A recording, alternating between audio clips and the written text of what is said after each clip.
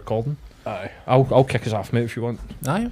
So hello and welcome to another episode of Rebel City Podcast. We're getting quite good at being consistent, which is... Getting there. We have had releases in 7 of the last 9 weeks or so. They've been going quite well. And, people getting involved again, which is nice. So it's, good to get it moving, keep it moving.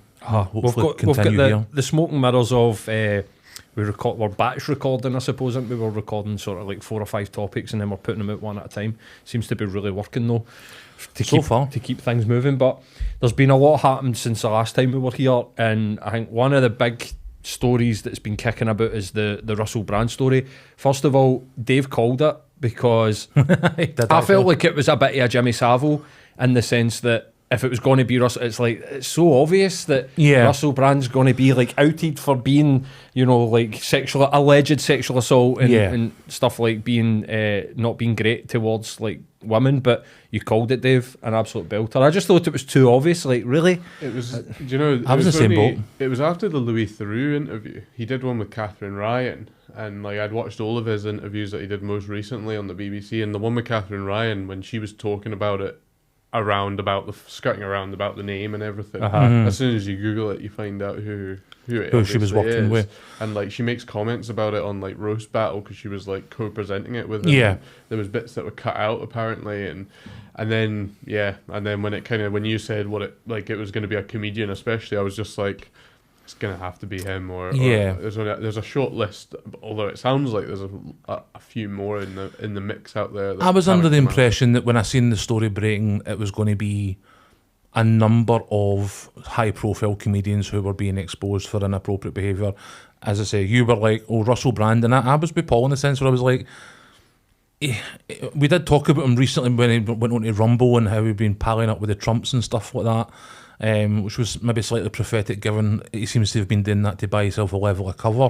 But at the time, obviously, we were unaware. You know what I mean? We were more kind of like, he's been pretty open about his recovery, about his issues with sexual addiction and stuff like that. Like, I don't see it. I don't think it's a big enough headline for the type of like joint mission between Channel 4 and the Times for it, and then turns out obviously it was him.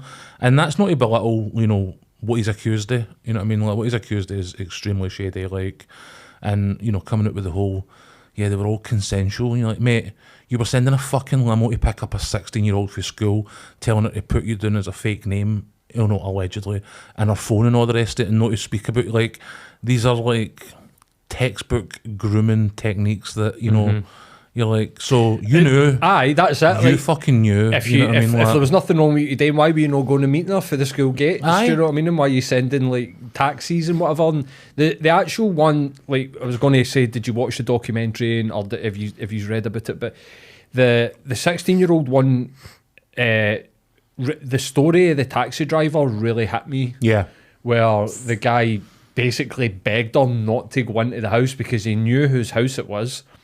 And he was like, I've got a daughter what age you, 16, I've got a daughter the same age as you, and if she was in a situation, I would hope that a guy in my position. And that's where I was like, fucking hell, man, like a local taxi driver knew like whose house that was, what he was up to, and like I that gave it a real emotive sort of like side to it, if it wasn't emotional enough. That really hit me where I was like, fucking hell, man. And obviously, like, maybe no, Dave, I mean, you're old enough to have a 16-year-old kid, like, fucking hell. Shit, Alex is 19. You know what I mean? Aye, exactly. So that really sort of like, I was like, oh, man. And then the way that he was referring to her as the child. Yep.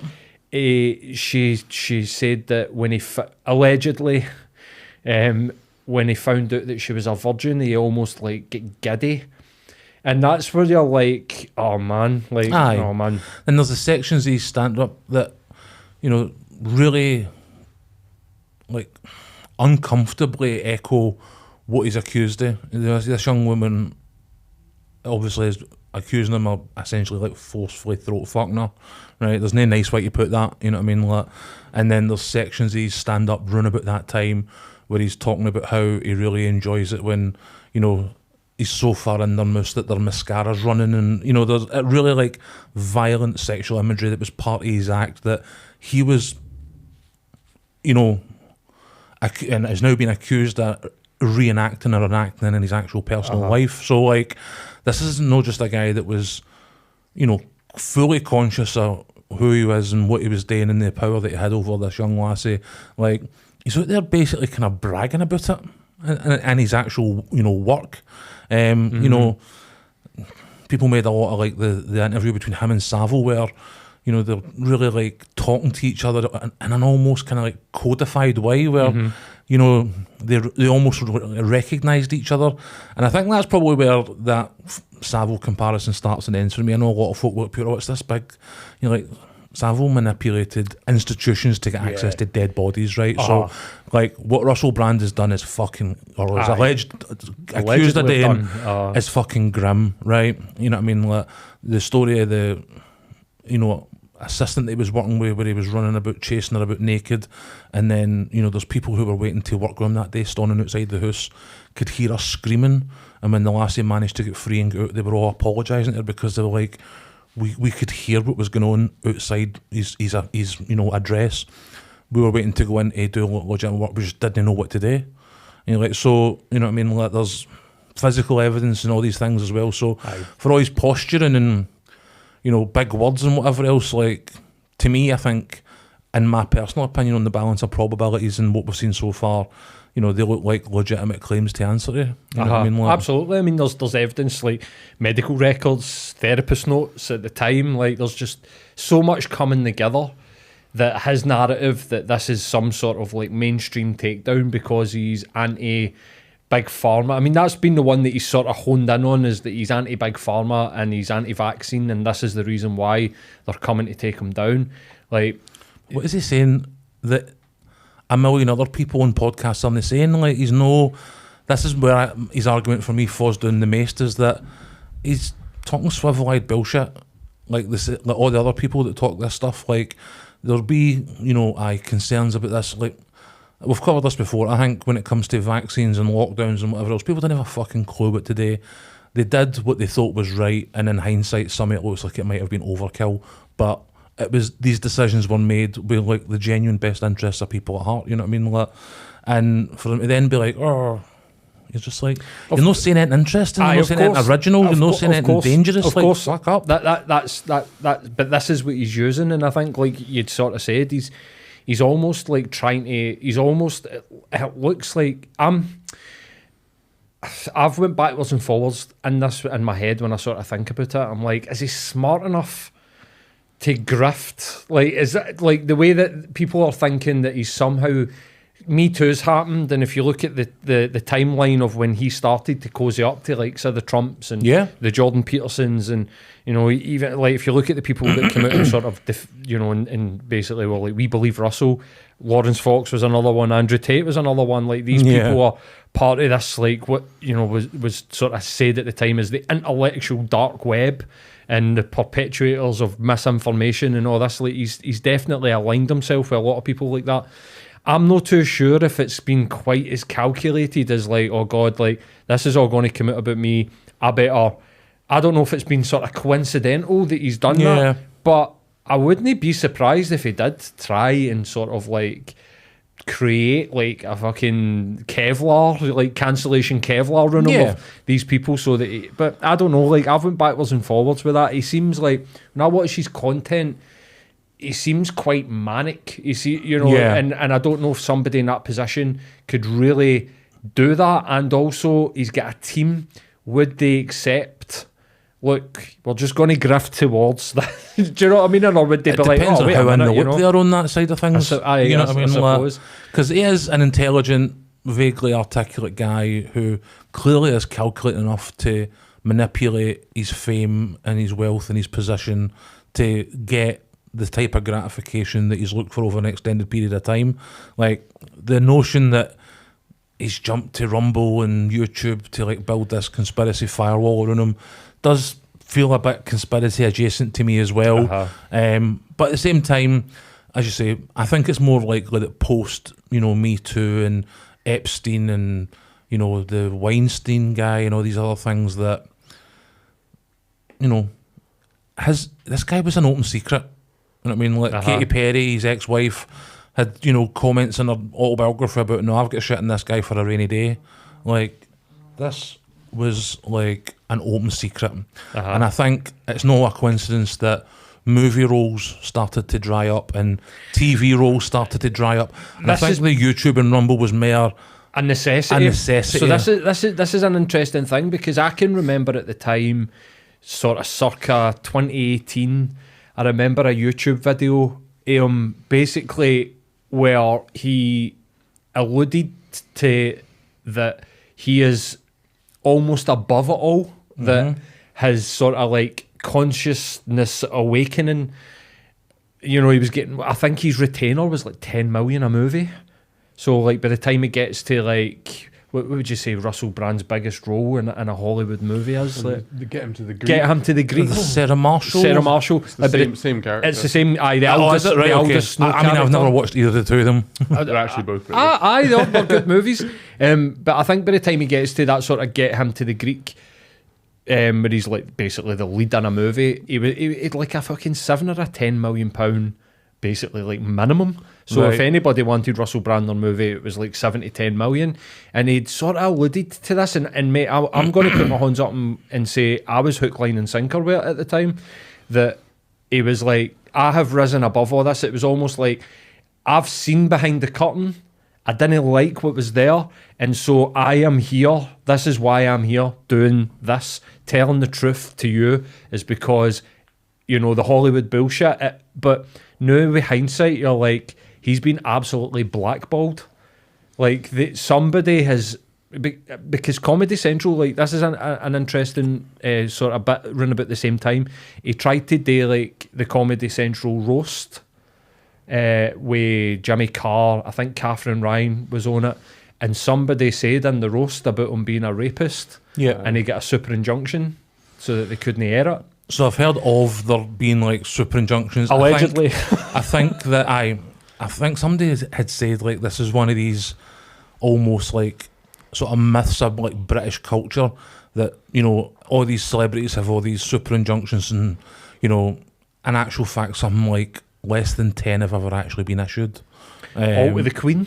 I'm not sure who they're for, because again, the nature of them is you don't get to know. Well, that's I remember there's been loads of chat over the years, those super injunctions, hasn't there? And I was always like, and these super injunctions are always done by bad people to cover up bad things. So I'm always like, well, surely if you ever just want to catch a criminal, you just open up the book of super injunctions and just go, well, here you go. Oh, dodgy the big bastard. Red book of super injunctions. Yeah, yeah, absolutely. Could. So I don't know about. I don't think Russell Brand's like waving that kind of power. I was trying to think of the last. So one. he is apparently extremely litigious. And a super injunction is basically like getting people to stop spreading malicious lies about you. It's not like they go to the court and go, oh look, I raped 3 women, and they've mentioned it in the BBC, and I don't want them to mention that. So no, that's not how it works. That they go and they say that this is like malicious lies, and to stop it being spread. Yeah, I'm pretty sure that this is like, it's not even like, oh, this is a rumour. I'm pretty sure that this is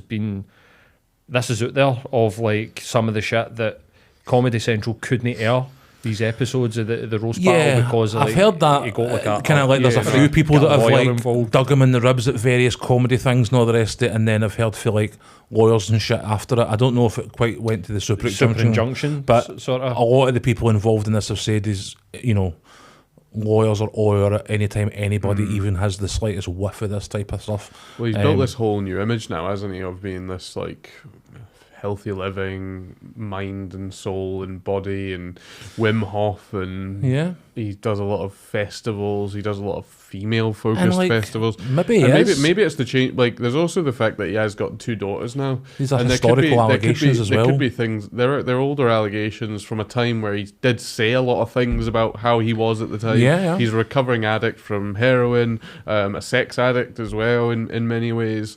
So I'm not discounting anything of what's been said, because obviously that's still to come to court. Hopefully, like that should be the process. Should be that he goes to court.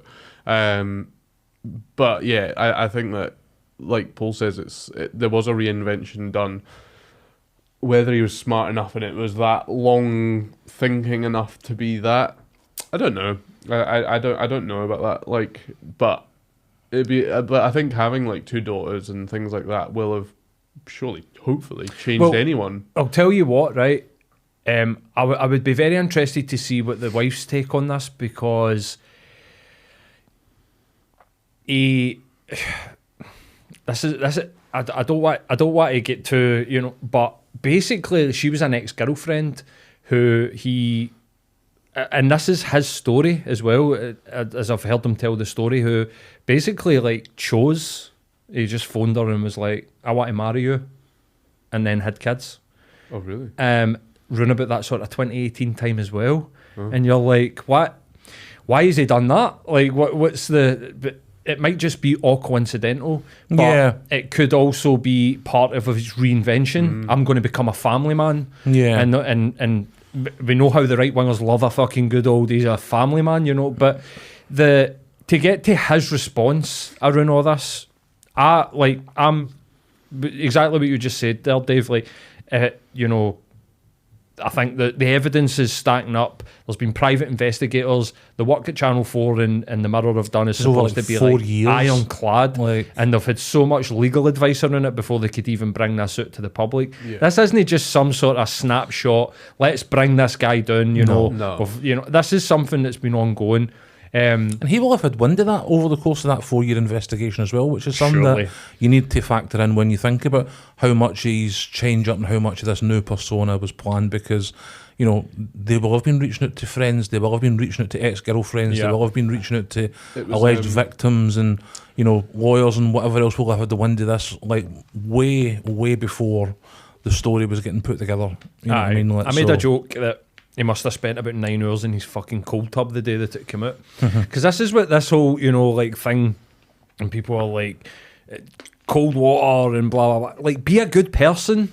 Maybe you won't feel so anxious, like, maybe you're, like, you don't need to, like, fucking get your central nervous system on high alert, sitting in the freezing cold for, like, 10 minutes a day to actually just function as a normal human being. Just be a nice person. But to get, like, saying this to Dave off mic, he's going on about, like, in his response, he talked about being deplatformed, which is absolute bullshit. He's not been deplatformed. Like, they've demonetized him. And I think that he's smart enough to know that the things that he says hold weight. So, well, that's the whole thing. Like, they shouldn't be deplatforming people and blah, blah, blah, which we've had, chats about whether it's right, whether it's wrong. But there's a big difference between deplatforming and demonetizing. They can stop you making tens of thousands of pounds for your content while there's like police investigations or whatever going on. Absolutely. But he's free to post on YouTube. I mean, he posts on Twitter every day and it's all come to Rumble. So the guy's still making money. He's still got a fucking platform. He's out there asking for donations and all that kind of stuff as well, you know what I mean? Like, it's not about the actual message, it's about the money. And of course it is. It always is. It's never about, this truth seeker, this truth teller, like, come to Rumble where I'm still getting paid. And here's the link to my donations. You know what I mean? Like, here's my Patreon. You know what I mean? Like, I think we need to. I think a lot of consideration and a lot of thought needs to go into the fact that he's a self-confessed. He's had a self-confessed messiah complex. I mean, he did a whole fucking tour about it. He's also had a lot of sort of narcissistic traits early years and displayed a lot of that. Yep. And also, like, hurt people, and he's been. Like, again, he's been out there and very open about his addictions and his trauma and what he's had. So I think all of this sort of builds up. And when you see somebody as well, like, my red alarm starts to go off when somebody's like, I've never done anything wrong. Like, see, it's like, well, there isn't a human being on the fucking planet that hasn't been wrong. You can't be open about what you've been open about and also convince us that you are whiter than white, like, innocent. Like, it's just no... The two things don't go together. You know what I mean? Like, do you mean when he was saying, like, I did absolutely... It's something like he uses absolutely consensual... He uses, like, an absolute... Yeah, he's using, I like, actually a watched a absolutes YouTube video, like, a couple of days ago about a body language expert watching his, like, video that came out about it. And it's quite interesting, like, when you watch the body language one, because he is very good at what he does in terms of the way that he presents information, the way that he, like... puts things forward. Yeah, but there's certain things you can't hide. No, well, to be fair, the body expert comes back saying that most of what he said is pretty upfront, like which I was surprised by. I thought there'd be a lot of, like, panic and stuff like that, but actually he's quite... But then the problem with body language analysis is that just because it's his truth doesn't mean it's the truth. He could have convinced himself. You know what I mean? Aye, what he's saying's true. Aye, 100%. Which that's when you get into like polygraphs and all of these things. Like you can convince yourself of lies. You know what I mean? And you know, high-end narcissists do believe their own bullshit. You know what I mean? And that's part of the problem. But again, I think for me, one of the big sort of takeaways, and I think we see like other examples of it in the last few weeks as an issue that we still need to deal with, is like just the kind of like underlying kind of misogyny. You know what I mean? Like, because this is, again, you know, the open secret. The you know, Jimmy Savile, open secret. Gary Glitter, open secret. You know, Philip Schofield, Hugh Edwards, Russell Brand. Like, you know, anytime any of these stories break, somebody somewhere is like, oh, I know, like... Did you find that was the open secret? Yeah. Did you? Sorry to interrupt you, but I did find it very interesting to watch a bunch of people who jumped right on the Hugh Edwards story and wanted Philip Schofield held to account, all of a sudden be like, I believe Russell Brand. Yeah. And you're almost like, is that like some sort of like weird unconscious homophobia that's going on with you, that the straight guy who's got accusations of assault is like, no, I don't think that. I think this is a mainstream media takedown. Andrew Tate and to Laurence Fox, and this is kind of the point I'm making, is that it does make a difference to them that the victims or the alleged victims are women. You know what I mean? Like these, you know, right-wing grifters, as you know, what a lot of them are, you know, we're no openly saying we're homophobic, but we're homophobic. And like, you know, did Philip Schofield groom a 16-year-old boy? Did Hugh Edwards, you know, groom an 18-year-old? Like, you know, they were ready to hang, draw and quarter these guys. And again, their behaviour was shady, like rightfully so. Like, so there should be the equal levels of outrage and sort of disdain that is immediately hyped on somebody like Russell Brand. But the difference here is he's one of their mates and the victims were women. And also, if we're taking it on face value, the morality behind what Philip Schofield did, what Hugh Edwards did, you know, I totally am against, right? But there's been no criminal charges or no criminal accusations against either of the two of them. And like you just said, it was hang, draw and quarter them. Whereas Russell Brand has got actual criminal, like, accusations against them, and it's like, no, but I believe Russell Brand. And then countries. You see on Twitter, like, starting to, like, the re-emergence of, like, what percentage of people are falsely accused of rape, and you're like, oh, for fuck's sake, really? Is this really where we're going to go with this? Like, absolutely. Come on to fuck, like, and it is just this sort of misogyny. It's something that is like really unwelcome for me, and as it feels like it is creeping in and into the mainstream via guys like Brand. And the accusations, you know, and, you know, his previous behaviour, will give him the benefit of the doubt and say previous behaviour. But then you've got, again, your Tates, who is a, you know, self-confessed misogynist. Piers Morgan. Piers Morgan.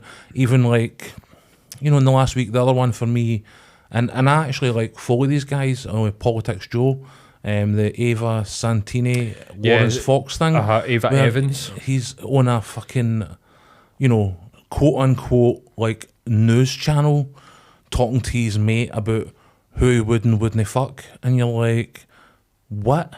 You know what I mean? Like, what? And the fact that he's doubled and refused to apologise and came out and went, oh yeah, I'm sorry for, you know, it was like, it was the pure, oh, I'm sorry that you took it that way apology, you know what I mean? Like, I'm sorry that I degraded her in that manner, but then, like, at the time, doubled down on it and went out on Twitter, refused to apologise, says it meant every word. He's been on, you know, Tate, like, talking about how he doesn't regret it, and just like... We said on Andrew Tate's Rumble live stream that he still finds it funny as fuck, and that's in quotes. That's exactly what he said, it's funny as fuck.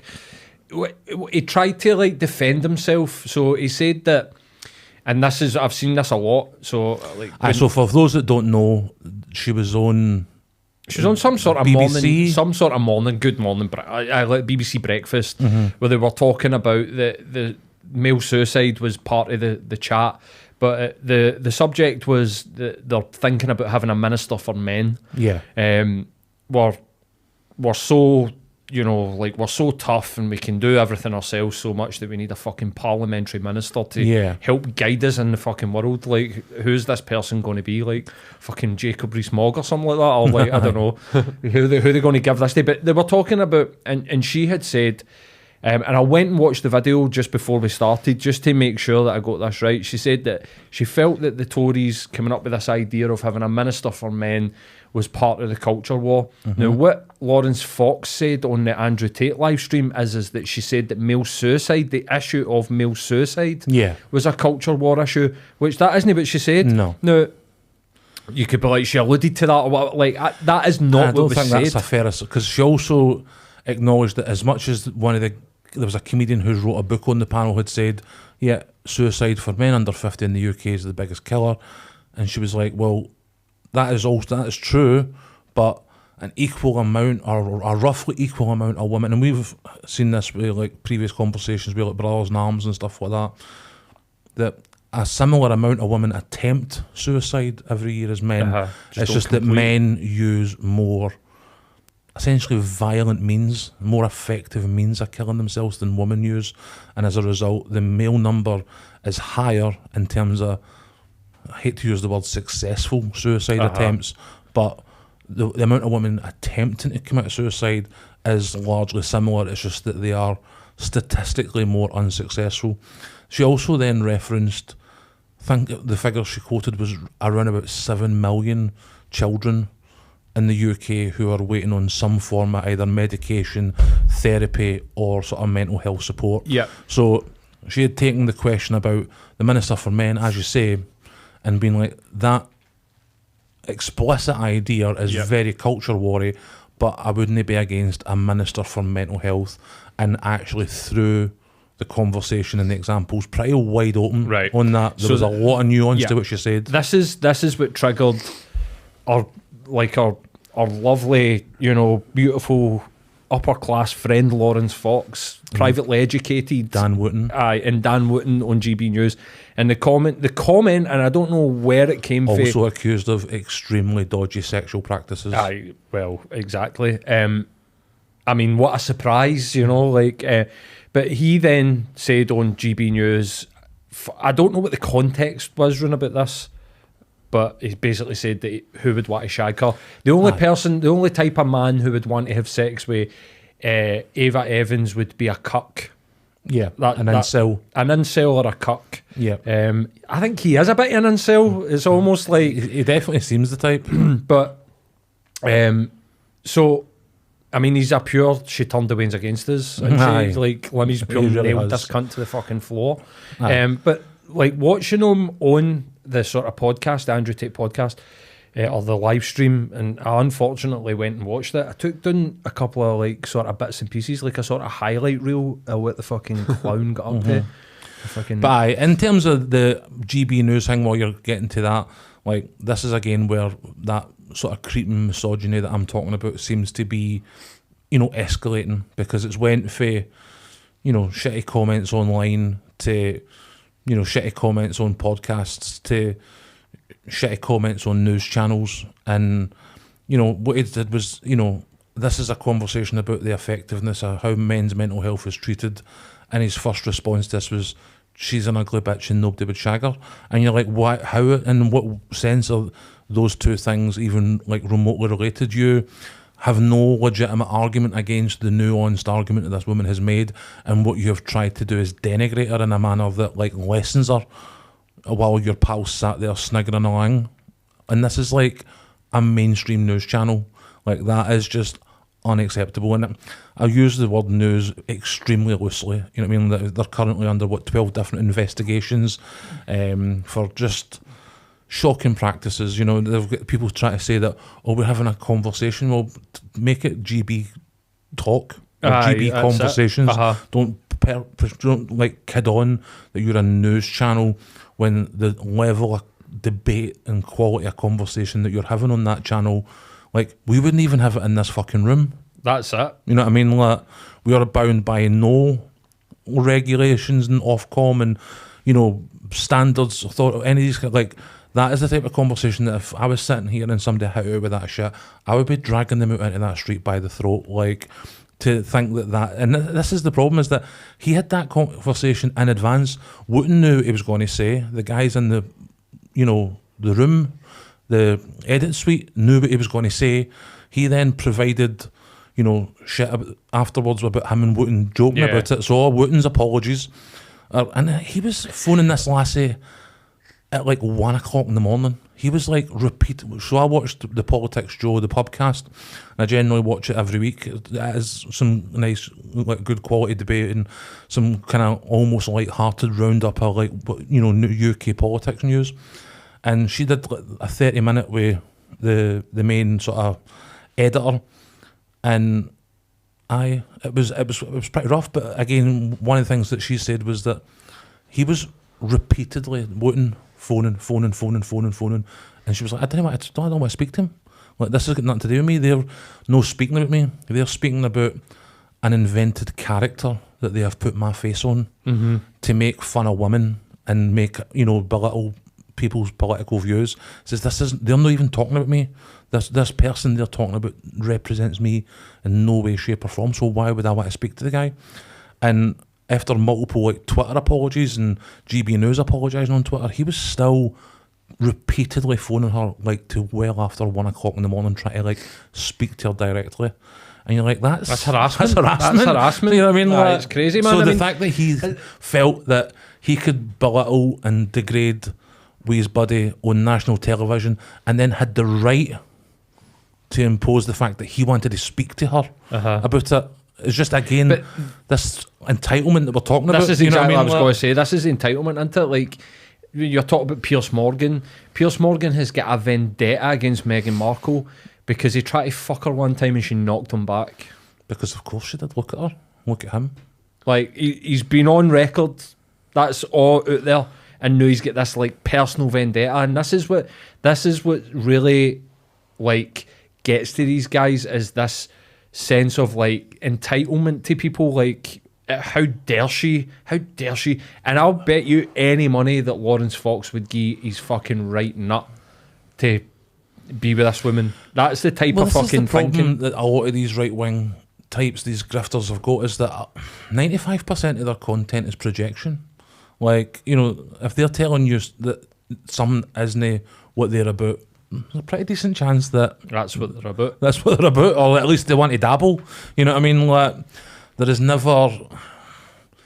These are guys that have built platforms that are exclusively about not telling the truth. You know what I mean? Like, about twisting facts and arguments to fit an agenda that makes them money. You know what I mean? Like, how did Laurence Fox end up with a fucking platform? Like, what the fuck is Laurence Fox?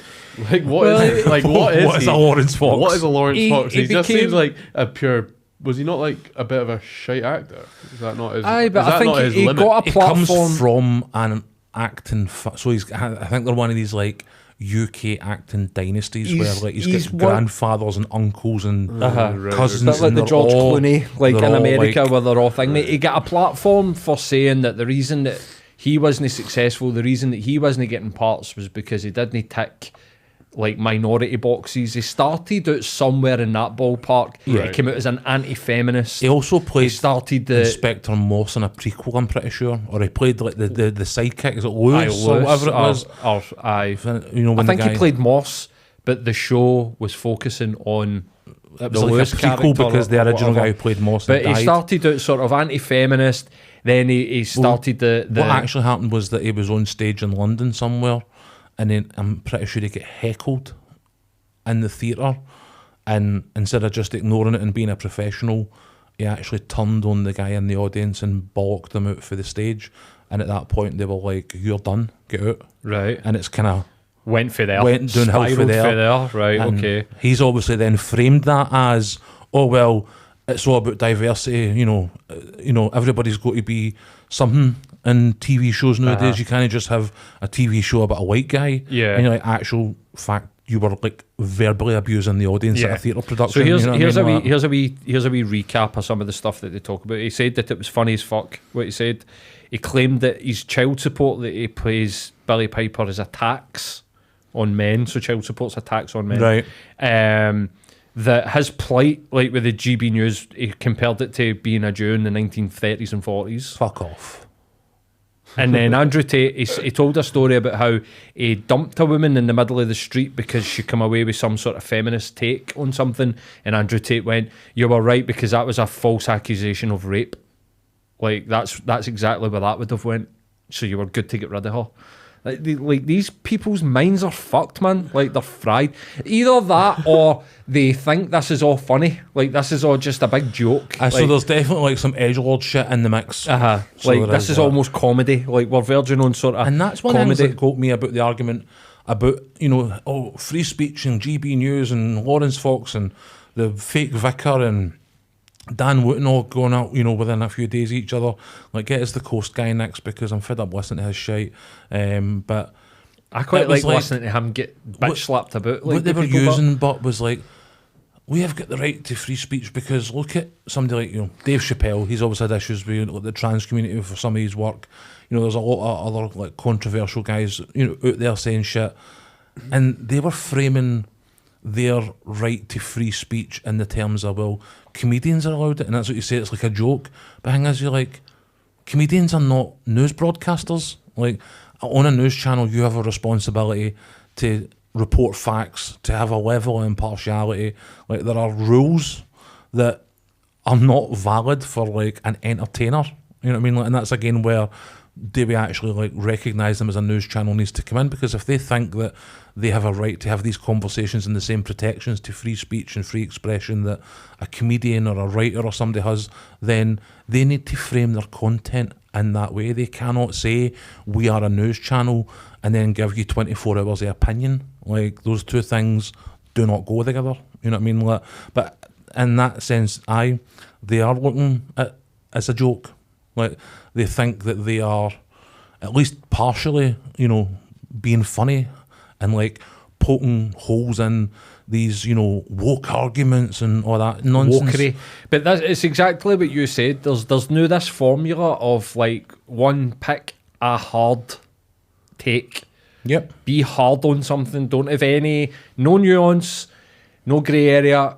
Go right in because you're upset, and when you're upset, and people will agree with you. Yep. And when they agree with you, they'll share your content. When they share your content, people will venomously disagree with you. And when you start to tap into people's emotions, you start to make big fucking money, because you start to get a lot of eyes on you. You start to get. You want to help these cunts when you see content that makes you angry. Block them. Delete it. Block them. Exactly. It's honestly the most offensive and hurtful thing you can do to them, because every time you share it, for every 10 people that disagrees with they find one person who's a subscriber a few days later. Yeah. And when we're talking about the content, the consequences of content, and I suppose we'll get into this a wee bit. There was, and we're talking about the Tates, there was unfortunately there was a young woman, what was she, 15? So it's a teenager, like, murdered in London, and it looked. There was a section of the internet that wanted to basically lay the blame at Andrew Tate's feet. Yeah. So the girl who died protecting her friend. So it wasn't actually this boy's ex-girlfriend. And this is a young man who has tried to get his ex-girlfriend back with a bunch of flowers in one hand and a machete in the other. Right, so there is, an argument to be made that entitlement and misogyny that we've spoke about so far is in the mix somewhere, but a lot of people did jump to be like, oh, this is the fault of guys like Andrew Tate and blah, blah. And I'm like, I think these guys have got enough legitimate examples of being shitty bastards that we don't need to like tie stuff to them unnecessarily. I don't see any evidence that this young boy was engaged with that type of content, and even if he was, we're back to like, does listening to Black Sabbath turn you into a murderer? Does playing Grand Theft Auto turn you into a murderer? Like, the Tate stuff is influential clearly, and there is problems that young men have had. A lot of teachers unions and stuff have highlighted it, but until there's like evidence of a direct link to this particular type of crime, I think that was a wee bit unhelpful. I think that was just petty point scoring, because, you know, dig the guy out on the million and other shitty things that he's accused of, but like this one was a tragedy. And for me as well, like London has like a really complex, lengthy history in knife crime, and problems with knife crime. I think this year, I was reading the BBC website when it happened, and they were saying there's something like 16, 17 other knife-related deaths in London this year alone. For, teenagers, sorry, not this was just teenagers. You know what I mean? So yeah, the problem in London with knife crime, especially amongst the young, gang culture and whatever else, is way bigger and way more complex and way more nuanced than Andrew Tate being a shitty bastard on the internet. You know what I mean? 100%. I mean, like, I hate it when people almost like pick up on a tragic news story and try and wedge their own sort of... It's a disservice. This young lassie gave her life protecting her friend, like, and she's a fucking hero. And this was a beautiful young lassie who had the world at her feet, like a great student, like people had nothing but nice words to say about her. And I think the fact that in that moment she stepped out to protect her friend shows that a lot of what's been said about that young woman is absolutely spot on. And I think, yeah, wedging guys like Tate into it just does her a real disservice. You know what I mean? Just because you don't like his content or you don't like the message that he's saying. And like you were saying there, you know, it's like the Columbine thing. Like, these two guys did what they did, and then it's all they listened to Marilyn Manson. It's got to be that, and it's like, come on to fuck, like, you know, like, how many? What are we going to do? Like, what solution have you got? Are we going to just censor everything so that there can be like nothing controversial anywhere, and just like turn everything into, you know, like everything grey? And I really like take a real distaste when people are like, that's because of that, and it's like, what evidence have we got for that? Yeah, just because they are talking about how, you know, women are possessions, and you're like, so that means that guy, like, I don't buy that, you know. I actually, and it's like it actually like gets more support for people like Andrew Tate when they falsely, because then they use that, you know, and I think, like, if that sort of accusation is getting made against you, I think rightfully so, you use it to go like, look at the fucking state of this. Like, it actually like gives them breathing space. Accusing guys like Tate, like Fox and whoever else of shit that is unrelated to them, because they can now hide behind this accusation that they were at least partially responsible for the death of this young woman, and they get to use that as a shield to stand behind and hide the other shitty stuff that they are legitimately accused of, you know what I mean? Like, because they get to point at this example where, look at what I'm being accused of and this is wrong, and you're like, it is, but you're also out there perpetrating this content. Like, I get why some people made the comparison, but for me it's a real stretch, because what's going on down south in London with like knife crime and the gangs has been going on for years, and it's been there before Andrew Tate and it will be there after Andrew Tate, you know what I mean? Like, so to tie him to it, I mean, I don't want to be standing here defending the guy, but I just think that was one of the ones that did the young woman who sacrificed her life to protect her friend a real disservice, because they've made something that should be about her, about him. You know what I mean? Like, but again, you know, I don't know if it ties into the misogyny that we're talking about. It's, you know, showing up to try and woo your ex-girlfriend with I say flowers in one hand and a machete in another is, you know, a pretty fucking like powerful like visual metaphor for some of this stuff. But as I say, the issues down there are so complex that we're not going to resolve it here tonight. No, absolutely you know not. I mean? Like, absolutely not.